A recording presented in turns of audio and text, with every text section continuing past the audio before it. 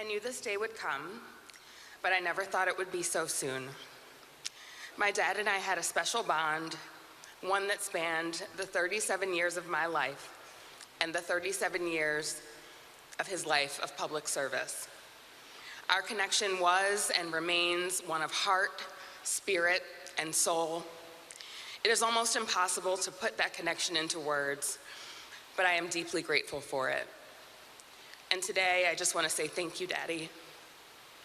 So I've written you a letter, Dad, to express my gratitude to you for a lifetime of lessons, memories, and blessings.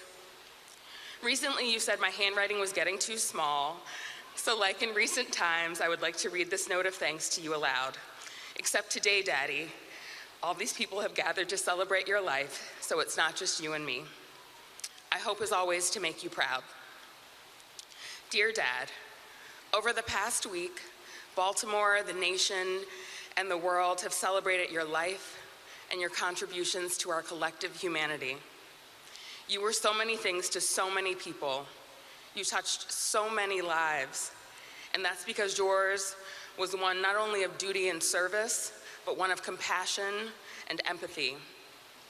You truly saw people, and they saw you. No matter their lot in life, no matter their politics, no matter anything that made them different from you. As you often said to me, thank you for just being you. You were the gift, and I have much to be grateful for. And while you were Congressman, Mr. Chairman, and a seasoned political leader, perhaps the most important title you held in your 68 years of life on this earth was Dad. First, thank you for loving me before I even took my first breath in this world. I remember you telling me how when I was born, you were amazed that you could hold me in the palm of your hand. Just one hand, this life, my life, in your hand. You and Mom literally gave me life, and we've shared an unbreakable connectedness ever since, which is what makes today so incredibly hard. While right now the words ring hollow in my heart, where since last Thursday I feel like a piece has been forcefully torn out, it is this connection and this deep and abiding love that endures even when I can no longer feel your big bear hug or give you a kiss on your forehead. Dad, thank you for teaching me the dual power of my beauty and my brilliance. This might sound boastful, but ever since I was a little girl, my dad always told me I was beautiful. That may sound basic and like a no-brainer, but Dad wanted me to understand and appreciate my blackness and truly feel that my rich brown skin was just as beautiful as alabaster or any shade of the rainbow.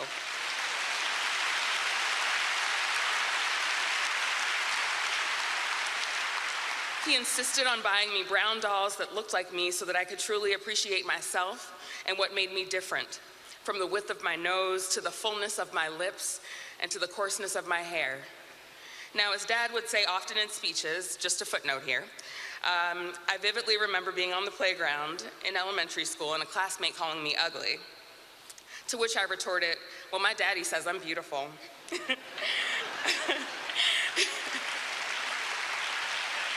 I then proceeded to pull out his business card from my little purse filled literally with nothing else but rocks and said, you can call my dad and ask him. So thank you, Dad, for also teaching me to be bold, to be confident, and to stand in my power, to stand up against bullies, be it their overt words or covert actions. You did not suffer fools, and you taught me not to either. Thank you for teaching me discernment, to spot those with false motives from miles away and to see the difference between blind ambition and true purpose and being called to a mission.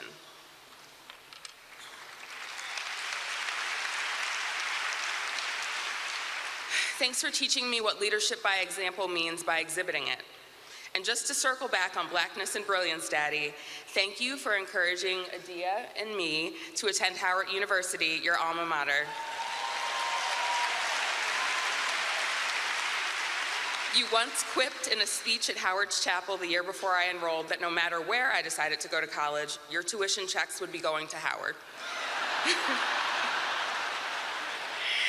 Thank you for investing in my education well before and through Howard. Thank you for teaching me to persevere. I remember when we took the training wheels off my bike when I was maybe 6 or so, and I went careening down the steep sloped alleyway behind the house and fell. I remember crying to you and telling you that I didn't want to ride ever again, and you told me that I could do it, and to wash off my scraped little legs and try again, and I did. Thank you for teaching me that I do know. You used to ask me questions on the way to school, and lazily, or maybe out of a lack of confidence in the answer, I'd just say, I don't know. You tell me, Jennifer, you do know. So tell me, what do you think? You always cared what I thought. That never stopped. From our first conversations to our last. Thank you for teaching me to strive for excellence in all that I do. Thank you for instilling in me the idea that if I tried my very best, that is all I could ask of myself. Thank you for giving me an appreciation for the spoken and written word. I remember many a day, either in your law office on St. Paul Street or your office in the State House in Annapolis, where I'd be tasked with reading articles from the Baltimore Sun and summarizing them. On those summaries, the best score I could get was an E for excellent, and I always aimed for those. That summary writing led to writing for school newspapers in high school and college, and the career in communications I have now. It is no coincidence, it was preparation. Daddy, thank you for seeing me. I saw you. Thank you for nurturing me. I think I nurtured you in return. Thank you for loving me unconditionally and teaching me what love and leadership are by your example. I will miss your smile, your great big smile that could light up a room. I will miss your booming voice that would firmly sound, Jennifer, when I knew I was in trouble. I will also miss the voice that was just quiet and plain, saying things like, Jen, can you plug in my phone? I will miss calling you after seeing you on TV to tell you what a great job you did, and maybe sharing a couple of pieces of constructive feedback for your consideration, because you always strive to be better than the day before.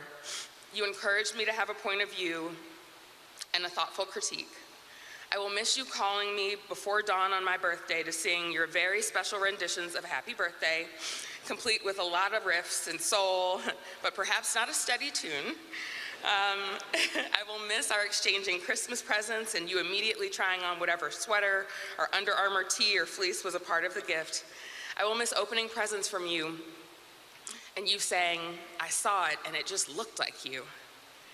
I will miss us having brunch, just us two, or you, me, and Adia, or you, me, and Mom, and ordering dessert and you eating more than half of it. Every time, it reminded me of us going to the harbor and getting ice cream when I was a kid. Secretly, Dad, I started getting bubblegum ice cream because I thought that finally when you asked for just a bite, I might get the cone back intact. What I would give for just an afternoon at the harbor with you. You could have all of the ice cream, Dad.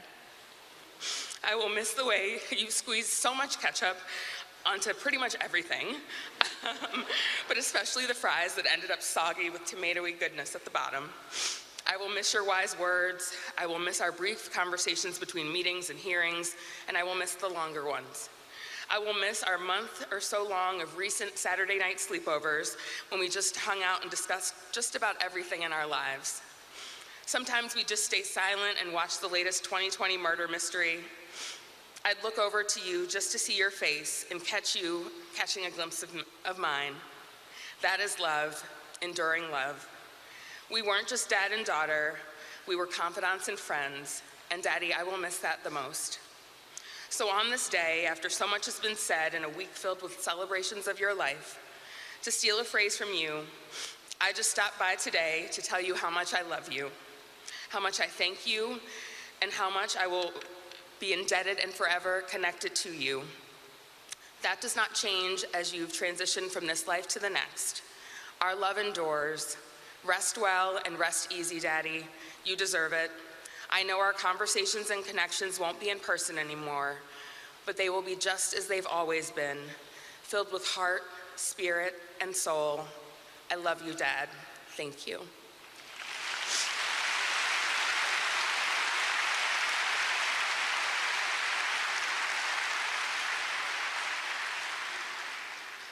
Good morning, everyone. You'll have to forgive me, I'm reading off of my phone. I am a millennial, after all. So I want to thank everyone for being here. It means the world to my family to know what our father, brother, uncle, son meant to his community and his colleagues and the people he worked with. And I have to say to his staff, can you please stand up to my dad's staff if you're here?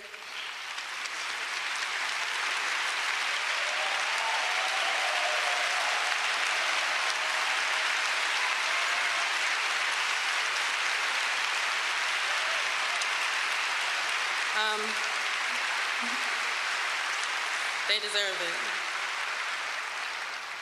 it. I just want to personally thank all of you. The way that you loved my father makes us family forever. And I'm so sorry that you lost someone who was so much more than a boss to you. So, I'm confident that everyone in this room today knows exactly the type of man my father was. If you didn't, you wouldn't be here. He was a passionate leader, a dependable friend, and an unrelenting voice for change. His passion for his city, his state, and his country was evident in his practices and his policies. Many of his colleagues have spoken over the past week and today about what an honor and a privilege it was to serve with him. But my sister and I were fortunate enough to hold the highest honor, which was being able to call him Dad. And I would be remiss if I didn't share a glimpse of what it was like to be his daughter. My dad would text me, sometimes at 3 a.m., just to tell me he was proud of me or to give me words of encouragement. Whenever I call, he'd always answer, "Hey, beautiful." And I could tell that he was happy to hear from me. And he was never hesitant to give his opinion, whether asked for or not, and was quick to remind me at any given moment that I owed him some money. He wasn't a father known for patience, but rather for persistence. When I was getting ready to take my driving test, he made me parallel park what felt like 50 times in a row until I got it down to a science and I could not do it wrong. And that was a very long day, but I passed my test on the first try. He always held me accountable and made sure that if I said I was going to do something, that I did it, and always encouraged me to be more giving. He instilled in me the same principles that my grandparents instilled in him: integrity, service, and humility. I could come to him with anything, ask him for anything, even Cardi B tickets. He didn't really know who she was, but he went out of his way, even from his sickbed, to make sure that I could go see her. He believed in me, believed in my dreams as if they were already realities. He was never afraid to invest time, knowledge, wisdom, and money into anything that I aspired to be. He was genuinely invested and committed to my happiness and well-being at all times. Last year, I gave him a card for Father's Day that said, "A parent's job is to see their child the way God sees them, and you do that for me."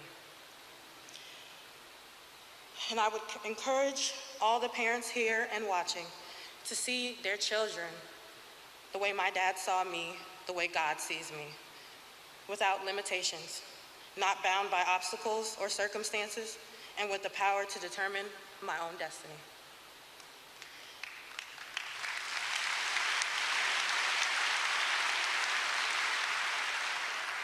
My dad not only encouraged me, he empowered me. He equipped me with the tools that have prepared me to stand here with you today. And he made it his life's mission to ensure that every child in the country was as equally equipped.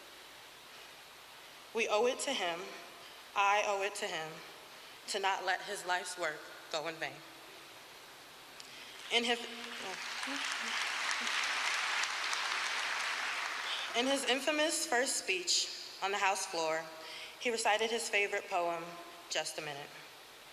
And as I mulled over which words to say today, I heard a song playing on the radio that embodied that same spirit. In the words of Eminem, "The moment you own it, you better never let it go. You only get one shot, do not miss your chance. The opportunity comes once in a lifetime." My father seized his moment, and because of it, we are all gathered here today.